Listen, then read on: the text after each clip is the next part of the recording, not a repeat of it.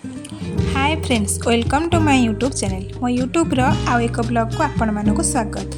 आज ब्लॉग रे आपण माने देखिबा को पाइबे विद्यालय स्तर रे आस गप शुणिबा और कहिबा कार्यक्रम किपरि आयोजित करा जायथिला एवं एथिरे किपरि भाबरे समस्त छात्र छात्री अंशग्रहण करथिले देखंतु। प्रथमतः आमर सभा कार्य आरंभ करिया पूर्वरु आमे प्रथमे आमर प्रिय जगन्नाथ को पूजा करागला। पूजा करबा परे परे आमर प्रधान शिक्षक किछि कहिबाको गले। सहकर्मी शिक्षक शिक्षयित्री समस्त को स्वागत करुच्ची आज यही कार्यक्रम तत्सहित मोर प्रिय छात्र छात्री मानक स्वागत करुँ। आशा करुच्ची प्रत्येक पिला जो उद्देश्य लेकिन आज आम ये बसचे से साफल्यमंडित करेंगे सब निर्भर करुच्ची पिला पिला 8 दिन पूर्व सूचना दे सारी। यह सहित पिलामानकर गप शुणिबा और कहिबार दक्षता को नहीं मध्य मार्किंग डिस्ट्रीब्यूशन व्यवस्था करा जायतिला। तापर आमर छुआ माने कुनी कुनी छुआ माने तांकर गप बहुत सुंदर भाव में कहूतिले, जहाँ आपण माने वीडियो रे देखि परिबे।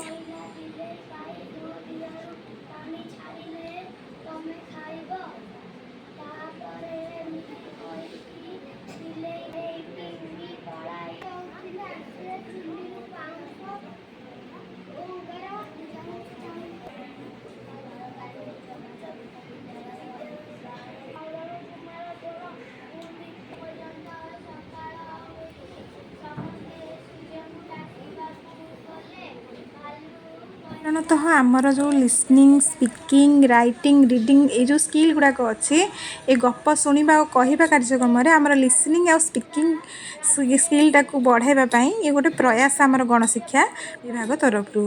तो छुआ मानकर अंशग्रहण बहुत भल थिला आ समस्ते मध्य मन देकी शुणुले और कहवाई आग्रही थिले।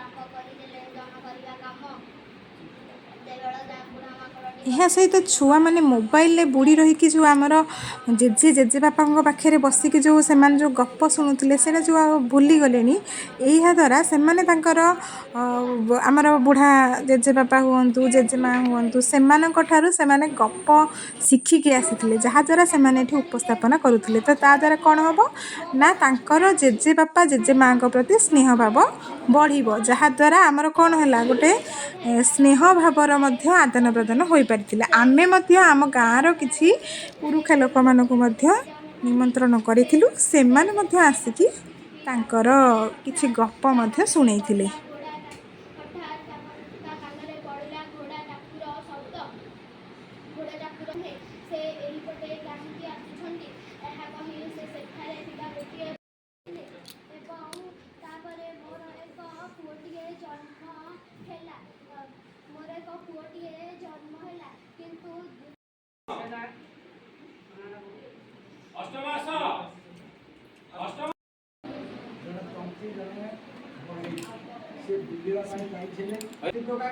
संगात बढ़े टोका को संगात मत एमती झीटे जो बाहर कर दिंत मुझे बड़ खुशी हम हूँ संगात चल घर की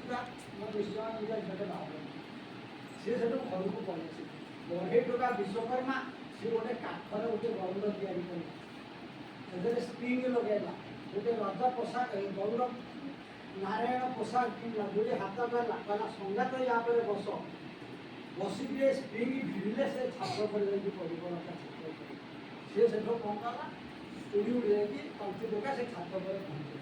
ଯାଇ ରଜା ଝିଅର କବାଟ ବାଡ଼େଇଲା, ଯେତେବେଳେ ଦେଖିଲା ରଜା ଝିଅ ଆମ ବିଦ୍ୟାଳୟ ଗାଁର ଜଣେ ମଉସାଙ୍କୁ ଆମର ନିମନ୍ତ୍ରଣ କରାଯାଇଥିଲା। ସେ ଗପ ମାଧ୍ୟମରେ ପିଲାମାନଙ୍କୁ କିପରି ମାନେ ପୁରୁଣା କଥା ସହିତ ତାଙ୍କୁ ମଜେଇ ରଖିଥିଲେ ଆପଣମାନେ ଦେଖିପାରିବେ। ଆଉ ତାଙ୍କ ଗପକୁ ବି ପିଲାମାନେ ଆଗ୍ରହର ସହିତ ଶୁଣାଉଥିଲେ। ତ ଏଇଭଳିଆ ଗୋଟେ ଗୋଟେ କାର୍ଯ୍ୟକ୍ରମ କରିବା ଦ୍ୱାରା ଯେଉଁ ଆମର ଛୁଆମାନେ ଆଗ୍ରହ ପ୍ରକାଶ କରୁନାହାନ୍ତି ବିଦ୍ୟାଳୟକୁ ଆସିବା ପାଇଁ, ସେମାନେ ଆଗ୍ରହୀ ହେବେ। ଏହା ହେଉଛି ଏକ ଗଣଶିକ୍ଷା ବିଭାଗ ତରଫରୁ ପ୍ରୟାସ। ସେ ମନା କରିଦେଲେ। ସେ ଯୋଉ ରଜା ପୁଅ ପାଇଁ ଇଏ ଝିଅ ପାଇଁ ବାହାରେ ଠିକ୍ ହେଇଥିଲା, ସେ କହିଲା କାହିଁକି ମୋତେ ମନା କଲେ, ମୁଁ ଯୁଦ୍ଧ କରିବି। ସିଏ ସେଠୁ ଯୁଦ୍ଧ ପାଇଁ ଠିଆ ହେଲା। ଇଏ ସେଠୁ କହିଲା ମୁଁ ଯଦି ରଜା କହିଲା ମୁଁ ଯଦି ନାରାୟଣକୁ ଜ୍ୱାଇଁ କରିକିଲେଣି, ମୋର ବା କ'ଣ ଅଭାବ ଅଛି, ମୁଁ ନିଶ୍ଚୟ ଯୁଦ୍ଧ କରିବି। ସେଠୁ ତାଙ୍କର ସବୁ ଚାଲିଲା ଯୁଦ୍ଧ ଆୟୋଜନ। ତନ୍ତୀ ଟୋକା ଯୁଦ୍ଧକୁ ଯେତେବେଳେ ନାରାୟଣ ପୋଷାକ ପିନ୍ଧିକି ଚାଲିଲା, ସ୍ୱର୍ଗ ପୁରା ଆସନ ଟଳମଳ ହେଲା। କ'ଣ ଟଳମଳ ହେଲା? ନାରାୟଣ ଯାଉଛନ୍ତି ଆଜି, କପଟି ନାରାୟଣ ଜଣେ ଯାଉଛି ଆଜି ଯୁଦ୍ଧ କରିବା ପାଇଁ। ଯଦି ଯୁଦ୍ଧରେ ମରିଯିବ, ଏ ମର୍ତ୍ତ୍ୟରେ ନାରାୟଣ ପୂଜା ବନ୍ଦ ହୋଇଯିବ। କ'ଣ କରିବା ନା, ସମସ୍ତେ ୟାକୁ ଅସ୍ତ୍ର ଦାନ କର, ସିଏ ଯୁଦ୍ଧରେ ଜୟ କରିବ। ସିଏ ଜୟ କଲେ ନାରାୟଣ ପୂଜା ସିଏ କରିବ, ରଜା କରିବେ, ଦେଶବାସୀମାନେ ପୂଜା କରିବେ। ଏଇ ଭରସା ରଖିକିରି ସିଏ ସେଠୁ କ'ଣ କଲେ, ଯୁଦ୍ଧକୁ ଗଲେ। ଯୁଦ୍ଧରେ ସବ ଯାଇକି ଜୟ କଲେ। ଜୟ କରି ସାରିବା ପରେ ଦେଖିଲା ଯେ ରଜା ଇଏ ଗୋଟେ ତନ୍ତୀ ଦେଲା। କହିଲା ତନ୍ତୀ ହେଉ ବା ତୁଳା ଭିଣା ହେଉ, ଯଦି ସେ ଯୁଦ୍ଧରେ ଆଜି ଜୟ କରିଛି ସେଇ ମୋର ଜ୍ୱାଇଁ। ସମସ୍ତେ କ'ଣ ଚାହିଁଲେ ନା, ନାରାୟଣଙ୍କ ପ୍ରତି ଭରସା ରଖିବାରୁ ନାରାୟଣ ତାଙ୍କୁ ସାହାଯ୍ୟ କଲେ। ଗପଟିରେ ଏତିକିରେ ଶେଷ। ଆଶା କରୁଛି ଆପଣମାନଙ୍କୁ ମୋ ଭିଡ଼ିଓଟି ବହୁତ ଭଲ ଲାଗିଥିବ। ଆଉ ଯଦି ଭଲ ଲାଗିଥିବ ଲାଇକ୍, ସେୟାର ଆଉ ସବସ୍କ୍ରାଇବ୍ କରିଦେବେ। ନୂଆ ନୂଆ ଭିଡ଼ିଓ ଦେଖିବା ପାଇଁ ମୋ ଚ୍ୟାନେଲକୁ ସବସ୍କ୍ରାଇବ୍ କରନ୍ତୁ।